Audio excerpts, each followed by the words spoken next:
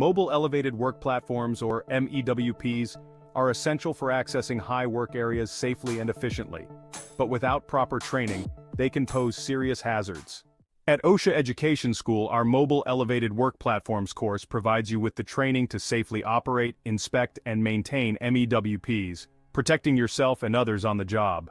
Types of MEWPs: boom lifts, scissor lifts, vertical mast lifts, pre-use inspections and equipment preparation, safe operation and movement of platforms, risk assessment of the worksite, fall protection and emergency procedures.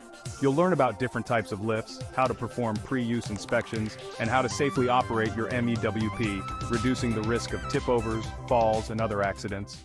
Safety is key. From setting up barricades to using fall protection, this course covers everything you need to know to work safely at heights. By completing this course, you'll reduce the risk of workplace accidents, ensure compliance with OSHA standards, and improve operational efficiency. Plus, you'll receive a certificate upon completion, proving your expertise in MEWP safety.